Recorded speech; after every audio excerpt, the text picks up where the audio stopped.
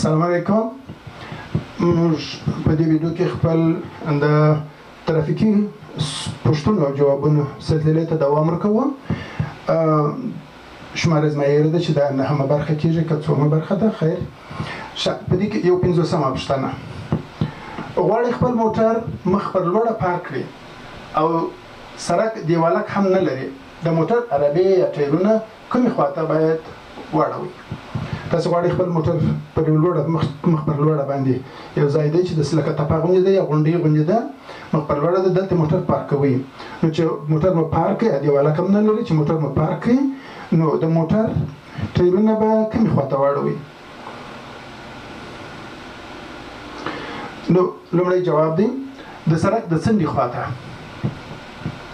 دوهم جواب دی د سړک سره موازي یا برابر. دریم جواب دی د سړک د منځ په لور. نو تاسو به وایئ خپل د موټر ټایرونه د سړک د څنډې خواته، د سړک خواته، د سړک د څنډه چې ده هغې خواته واړوئ.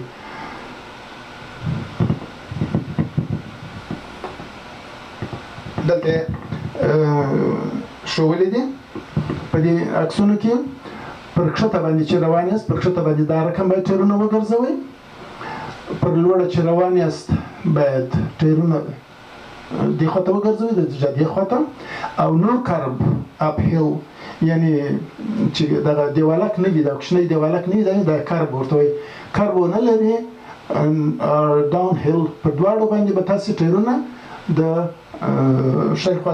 شی خواته و د سړک کونج خواته یا غاړې ته بیا ټایرونه به اخواته وګورئ. مقصد ټایرونه به مستقیم نه کوئ او ټایرونه به هم د جادې خواته نه کوئ. 52مه پوښتنه: که غواړئ چې شی خواته موټر وګرځوئ د شی خوا څخه په کومې لیکې ته ور واوړئ؟ که چیرې غواړئ چې شی خواته موټر وګرځوئ د شی خوا څخه به کومې لیکې ته ور واوړئ؟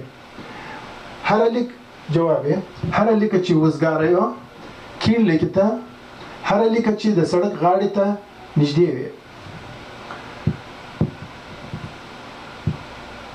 داس ګورئ چې کله چې غواړئ چې شی خواته موټر وګرځوئ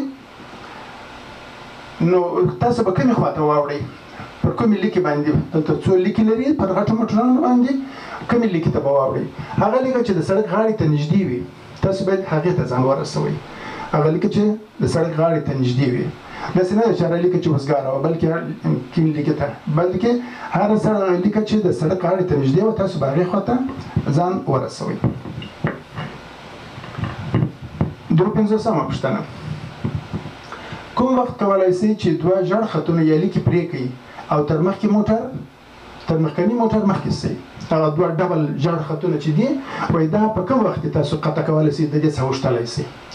لومړی جواب هغه وخت چې ستاسو نه مخکې موټر وروځي او د جادې ښی لوری نه کاروي، یعنې پر رسته لارې نه ځي، ښی خوا نه ځي، نو تاسو کولی شئ چې دا ژړ خطونه قطع کړئ او تر موټر مخکې شئ.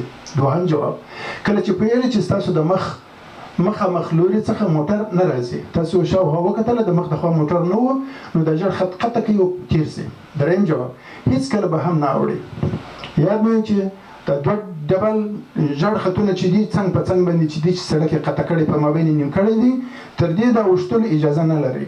نه په هغه وخت کې چې بل موټر وروځي تاسې مجبور یاست چې ورو پسې ولاړ شئ، او که بل موټر مخامخ نه وي هم تر دې خط به نه اوړئ.